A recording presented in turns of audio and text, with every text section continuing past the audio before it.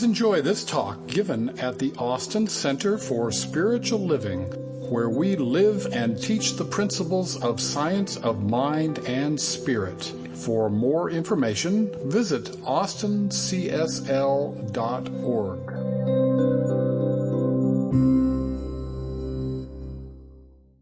Good morning to you once again. Before we get started in what I'm going to be talking about here this morning, it's on the theme of motivation. And motivation is something that begins within. I was sent a group of little sayings by somebody. I got in the email just recently. And a couple on here that are very relevant, I think, to where we're going this morning.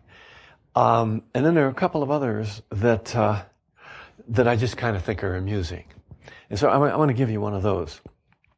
Some minds are like concrete, thoroughly mixed up and permanently set. Isn't that neat? And then quit griping about your church. If it was perfect, you couldn't belong. But the ones that really give us a start here this morning are kind of a segue into what I'm going to be talking about is this. Don't give God instructions. Just report for duty. Isn't that needy? You know, I had a good friend, a minister, that used to use the expression, said, just show up and take your assignment. And I like that because so many of us are here to tell God how to do things, when the fact of the matter is, let's show up sometime and take the assignment. Yes, we have choice in order to be able to direct our course in life. That's the way we're created. But also, there's a guiding power within us if we just allow it to express in our life. And this is directly in line with an awful lot of what I'm going to be talking about. In line with what I'm going to be I always talk about. And then the other thing that is so powerful to me is the task ahead of us is never as great as the power behind us. Do we really believe that? On occasion, I have been asked by somebody who's approached me and said, Richard, I would like very much for you to come to our group, a civic group, our group, or whatever, and give a motivational talk. And I look at him and I say, sorry, I can't do that.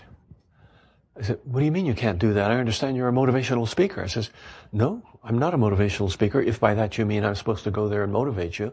Have any of you ever gone to sales meetings to be motivated?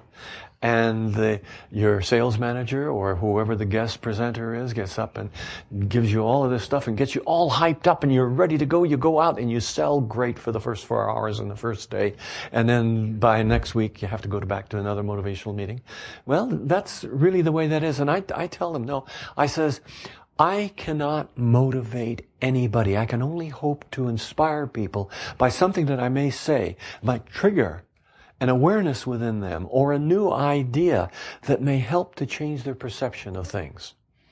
That's a lot of words to say what I do, but it's really simply to present an idea that may resonate at some level within. And then out of that, there can become that which gets our moving.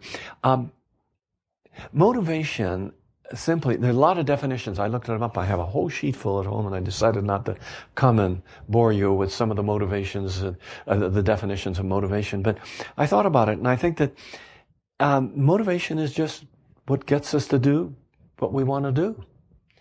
And it's that simple. And the realization that I've come to is that everyone is motivated. Everyone is already motivated. And if you don't know the effects of motivation in your life, look at your life. Because you see, I think there's what we might call positive motivation and negative motivation. That is motivation that moves you to do things that add value to your life, to the lives of others, to the context within which you live. And then there's motivation that kind of extracts it, or at the very best is just neutral, normal, does nothing. You say, well, how can that be motivation? That's to get you moving. Well, a lot of people need to get moving or want to get moving to do nothing. Or they get so busy, they're moving in so many different directions that nothing results as a result of that. Who was it? I was Marcia and I, my wife and I. Where is she? She's somewhere here. Oh, there she is, wifey. We're talking just the other day, and I quoted to her something that popped into my mind that I was trying to think about the other night, and it finally came to me. It took a few days, but it came to me. And that was a quotation I think that Yogananda made, Paramahansa Yogananda, the Indian saint that came to the United States in 1920. He wrote the book, Autobiography of a Yogi. And it goes something like this. He says, your kind of laziness is to be busy all the time. Think about that. Doesn't that grab you? Now, no one can be motivated. And yet, I think everyone is self-motivated to some extent. You see, we always do what we would rather do than not do. And boy, would I argue with this at various times in my life. We always tend to do what we would rather do than not do. Every action that we take is some kind of a personal response or reaction to something that's going on in our life to fill some kind of a need or a desire. I remember a story that I heard about a young man. He was just out of school, and he was a smaller presence, a smaller frame, but a wiry young guy, and he wanted to go to work, and he heard that they were hiring down on the docks, that they needed men to load this particular ship. And so he went down and he talked to the head of the stevedores, and he says, I want to work. I hear you're looking for men to load this ship. And there were guys that were working there. And he says, yes, we are, but you'll never cut it. You're just too small and frail. And he says, I can handle anything that you have. And he kept bugging the boss. And the boss said, okay, you see that pile of anvils over there? Big anvil that, you know what anvils are. And the big steel things that blacksmiths work on. He says, load those. You go over and start loading those. And he turned back to his clipboard, and the young man went off. And the next thing you know, the boss hears this big splash. And he turns and he looks, and he noticed that the boy had fallen into the drink between the dock and the ship from the gangplank where he was loading. And he come bubbling up to the surface, and he says, throw me a line, help, throw me a line. And then blah, blah, blah, blah, blah, he went down again, and he comes up again, and he says, so help me, either you throw me a line or I'm going to drop this damn anvil. Now, that's motivation. And sometimes I think the point that we have that we want to make with something like this is that sometimes we can push ourselves to the point be motivated to do something that grows out of an obsessive compulsive desire to accomplish things and compromise ourselves. And I'm not talking about that, but I think it's wonderful to be motivated, to have whatever that is in us that is some kind of a response to life to fulfill some kind of a need. How do we motivate ourselves positively? We know the negative motivations. We've seen those things. They're usually involved in avoidance and fear and that kind of stuff. But how do we motivate ourselves positively? Well, I think positive self-motivation begins with a transformation of our attitude or a change of our attitude. And our attitude is a combination of various elements. It's what we think, what we feel, what we do, how we behave, how these all come together to give us an attitude that allows us to be clearly focused on something important in our life and then to apply that. But in being motivated to do something, we need to be convinced, I think, that the benefits that are going to come as a result of what it is we want to experience far outweigh the price that we're going to pay for it. And that makes sense. And let me go back just a little bit. Years ago, when I was not in the ministry too long, I mean, maybe 10 or 15 years. I've been in it for 36 years now. But I had the opportunity to happen, for whatever the reason, be in a context where I was dealt with a lot of people, some of them my very close friends, that were alcoholic. And then some that got into drugs. And then some of you here may be able to relate to some of this yourself. And I wanted to learn as much as I could about this. I was asked to participate in an intervention, so I went to some training on that. And the next thing you know, I started studying about it, and I wanted to learn more and more. And in my studies, it's interesting, I came to the conclusion that the addict, the alcoholic, the overeater, there are all kinds of different kinds of addictions. Vacuum cleaning addiction, washing your hands too much addiction. All of these things, I kind of began to get the idea that whoever has this kind of compulsion, whatever one it happens to be, they really must feel that the addiction is worth whatever the price is that they're paying. And I studied John Bradshaw, and he's long gone now, I guess, but this is many years ago, and he was an alcoholic. He was a Catholic priest that finally left the priesthood, and then he became very active in the alcoholic community, the AA community. And he had a definition that I like very much. And let me see if I can remember it. He says, addiction is the obsessive compulsive attachment to something without which we don't feel we can survive. Think about that. Now, that may be pretty extreme. I can say, well, I can survive. Well, the obsessive compulsive attachment to something that we don't think we can do without. And that's really it.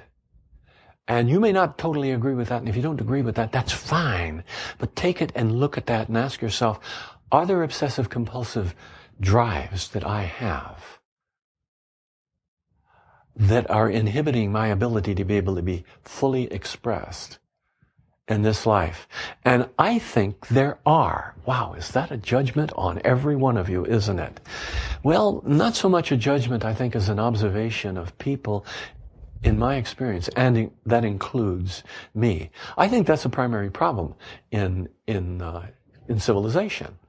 The time when we finally overcome anything to which we are attached is the time when we are free, we are open. Then we can move into a full sense of the reality of who we are, which are, each one of us is a godchild made in the image and likeness that made everything else.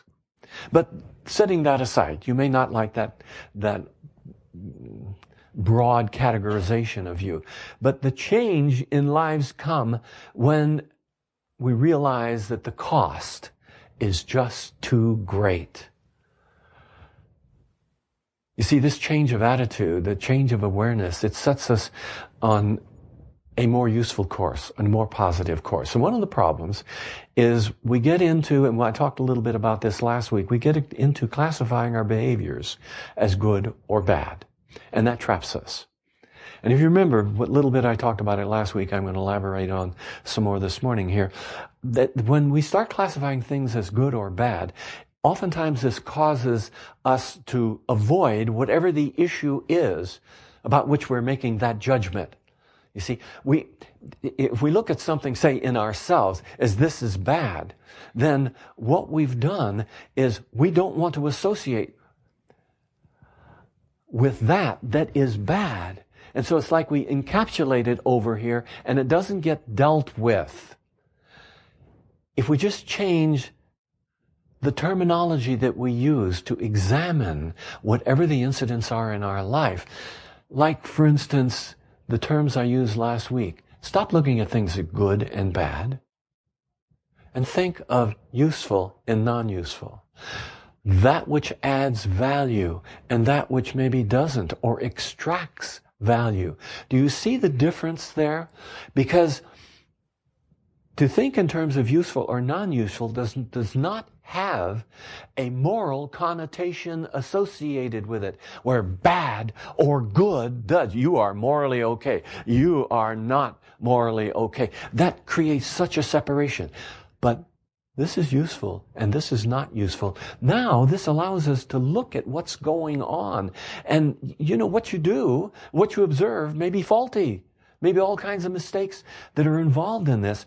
But there's the realization also that I, as a person, am okay. So I made a mistake. So what? And as you begin to understand this, you can extend that same kind of consideration to other people. And it becomes so much easier to be able to evaluate situations clearly and look at the positive and the negative of it from a standpoint of not good or bad, but what is useful and what is not useful. What adds value? What doesn't add value? And out of that comes a kind of self-motivation, that something that gets you to move toward that which it is you want to experience in your life. And the reason that it leads to this kind of self-motivation is that shorn of the judgments that we so often carry with us, we begin to see that there's meaning and purpose in virtually everything that we do. And that gives you focus. One of my favorite 5-letter words, focus. Now, another part of all this is another word that is a problem to some people. And that word is the responsibility. Have you ever heard that word before? You see, is truly taking responsibility for your life. And oftentimes if you categorize things in the manner that I was talking about, good or bad, evil or not evil or whatever, it's hard to move in to the kind of responsibility that you need, where you own it, then you can deal with it. But a lot of times that allows you to just separate yourself from it. You create avoidance mechanisms. But in this taking of responsibility, first of all, you have the right and the responsibility to choose what you want to do with your life. And there may be a little feeling of resistance among some of you when you look back at your life and you realize that, if my mother or father didn't do this, or the teachers didn't say that, or that damn minister that I had when I was going to the XYZ church over here had treated me a little bit different, I wouldn't be... If you can realize that much, then you're already beyond it. So don't use that as an excuse. You have the right and the responsibility to choose what you want to do with your life. God gave you free will. Free will within the bounds of your own capabilities, within the bounds of your own potential, your skills and your talents. You say, well, with God everything is possible. Yes, everything is possible that's possible for you. We each have skills and talents.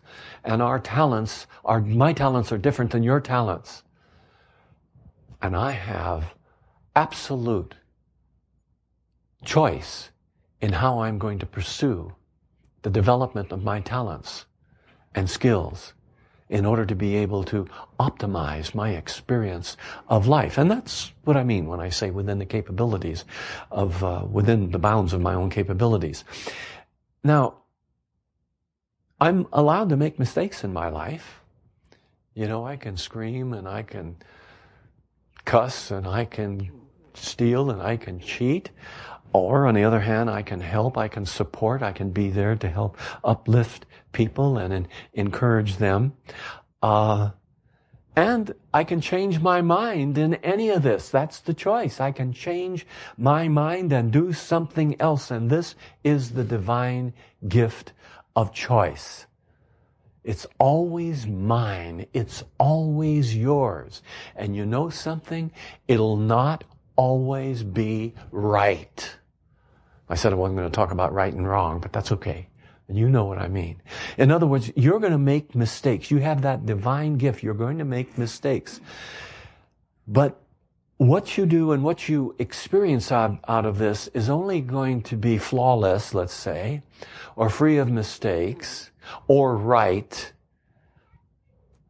at your present level of awareness. And when I say that, when I talk about awareness in this sense, I'm talking about the degree to which you are aware of the truth of who you really are.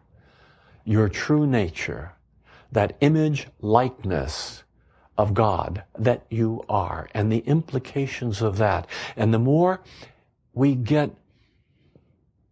an insight in the possibilities, the unlimited possibilities that are there for us, grow in awareness of that, the more we can begin to draw those into our life simply by being aware of them. Isn't that amazing?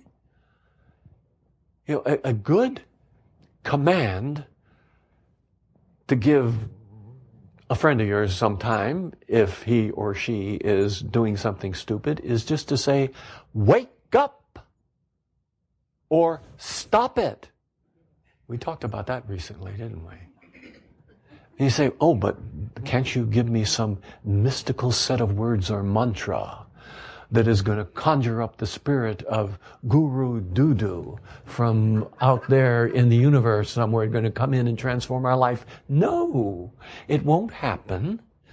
You make the choice and the transformation occurs within you. And as we begin to realize this, our awareness really has to do with the degree to which we know our own God-likeness. Then we realize that we are, in a sense, always doing the very best that we can under the circumstances. I had a teacher, a Sufi teacher, we talked a little bit about this in my class last Thursday night.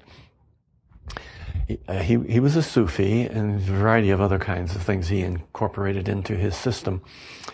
And he made the comment one time that anything that a person does, when that person does it, it is right, proper, and justified. Now, think about that.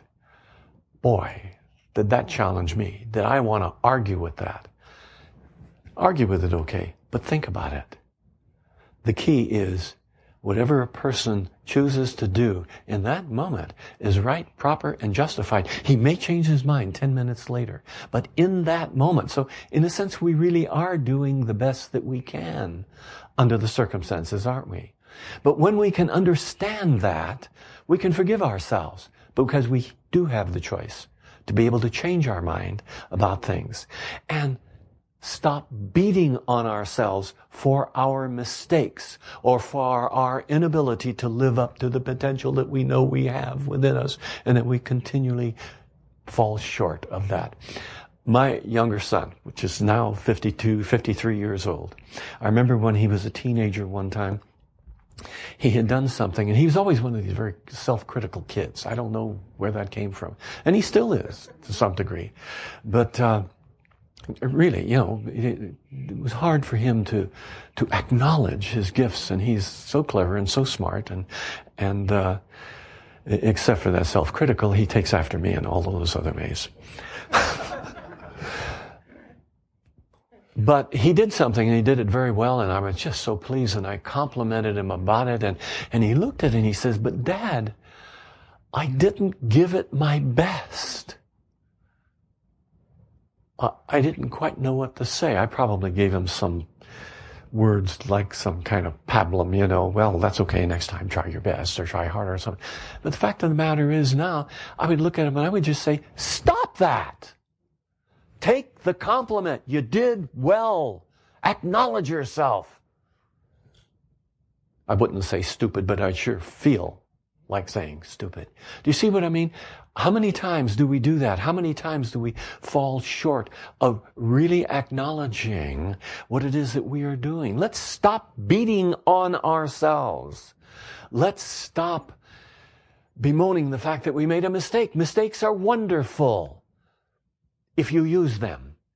Mistakes provide us the opportunity to be able to wake up, to expand our awareness, to be able to release a lot of the emotional resistance and the suppressed stuff that we hold on to so much, like guilt and self-blame, those kinds of things. You own it. Take responsibility for it and move on. We're never going to be fully free until we accept full responsibility for our life and our actions and bring into play some self-forgiveness. And this means responsibility for every word, every thought, every deed, every decision, every action that we've taken. You know, we're going to pay the price for those things or reap the benefits for every one of them. And we learn and we grow according to the nature and the consequences of our actions in life. In wrapping this up, I just want to say this kind of simply. Nothing that we do is right or wrong, good or bad. There's only that which adds value and takes value. Now, I know some of you can say there is evil. I've seen evil. I know it. And I agree with you. But get the idea in a general sense. Nothing I do is right or wrong or good or bad. But there can be that which is useful and that which is not useful.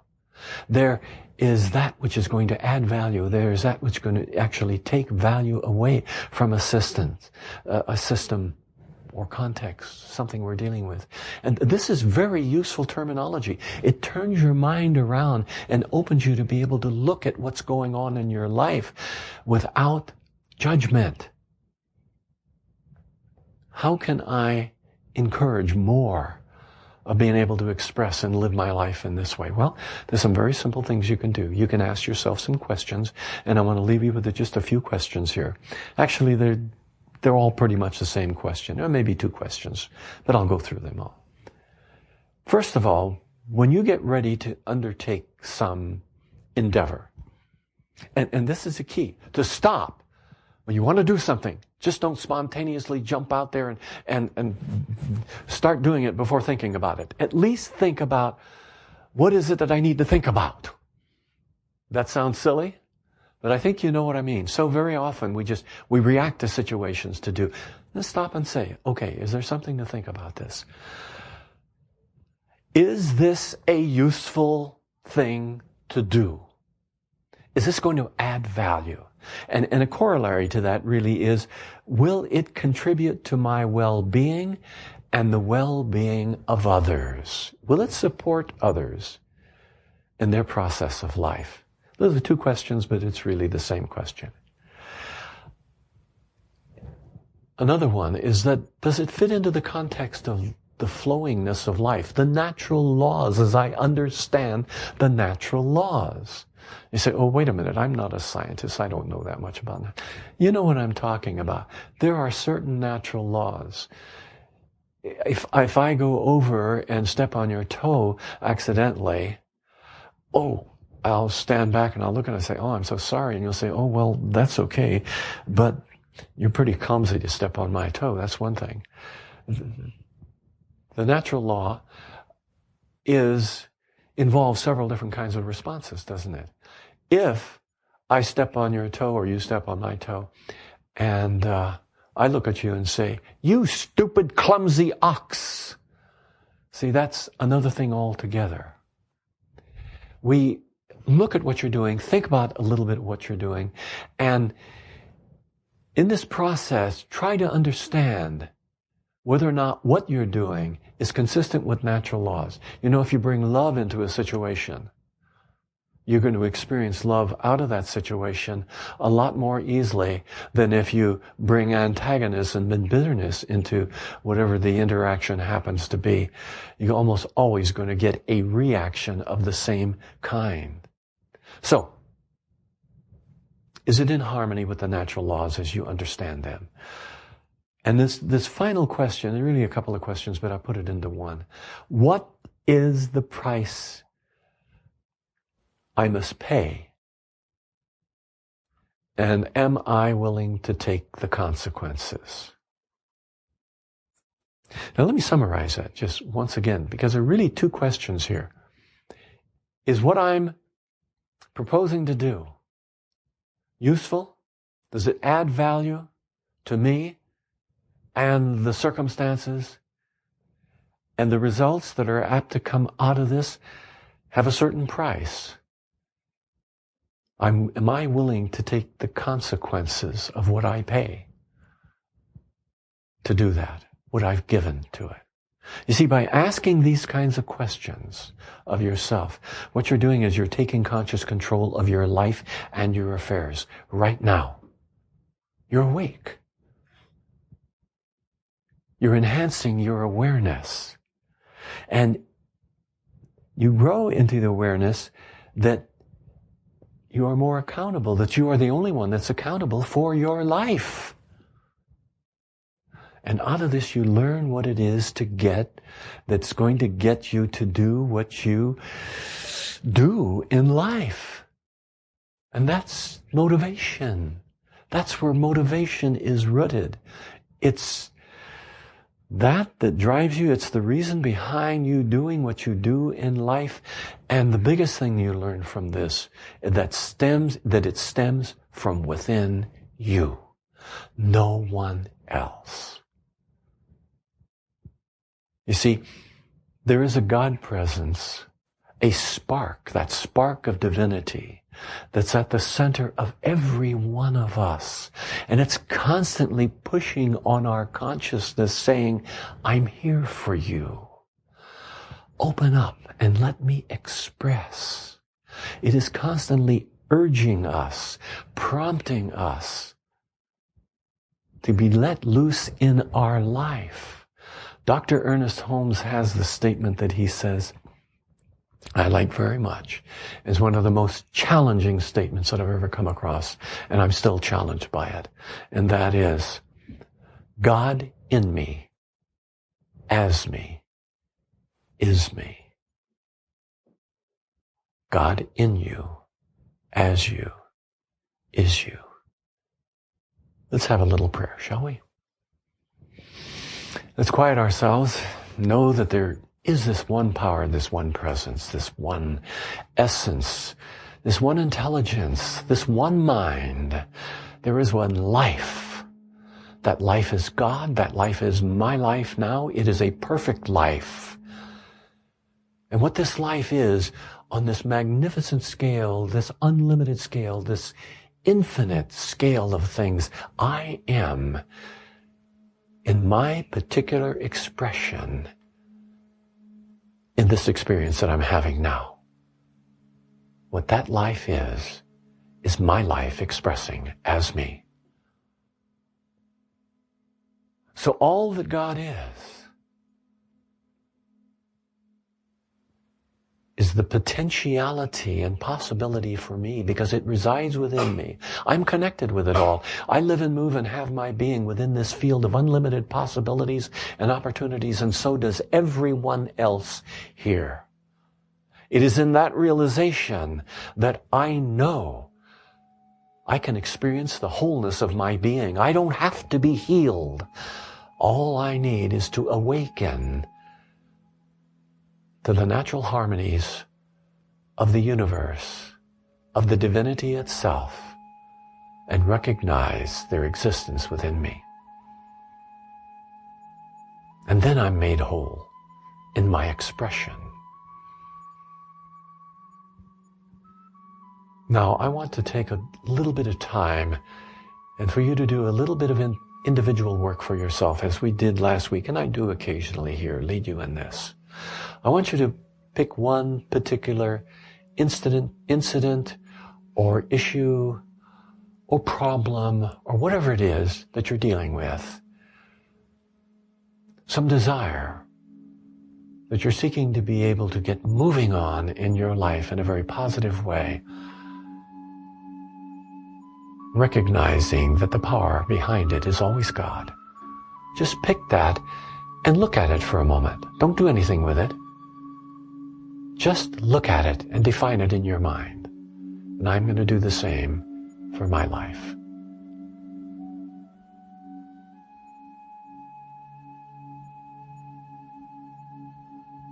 Okay. Do you have that fixed in mind, whatever that is? Maybe a healing for a friend. It may be the need you have for some kind of an expression. It may be a new job you're looking for. It may be a personal healing, a relationship problem or issue, whatever that is. Now, in your mind, Create a scene, a picture. Let it be a moving picture, if you will. And if you cannot visualize in this way, that's okay. Formulate the words that imply the fulfillment of whatever that desire is. What does it look like? That desire fulfilled.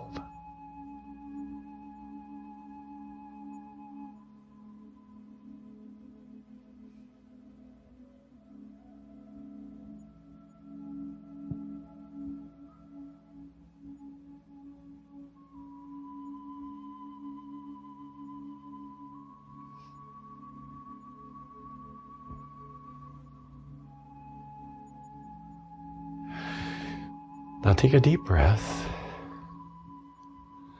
and shift your awareness just a little bit. You've looked at it. You have seen what it looks like.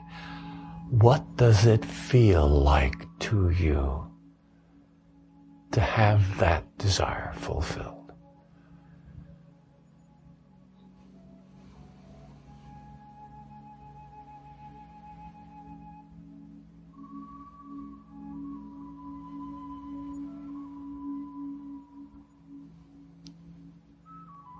Now tell yourself silently, thank you, thank you, thank you.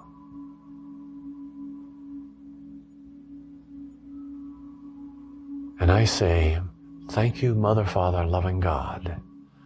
I know that what we have done here is to bring together our consciousness of the wholeness of all and how each of us may have particularized our own desire. There is but one life. That life is God. That life is perfect. That life is the life of each one of us. And it is that same energy, creativity, and intelligence and love that permeates every aspect of our individual expression of life within the one life. This is what healing is about. This is what wholing, making whole is about. I accept the innate wholeness of each one of us here and rejoice that this is so. I feel that love. I know that it's so. And together we declare, and so it is.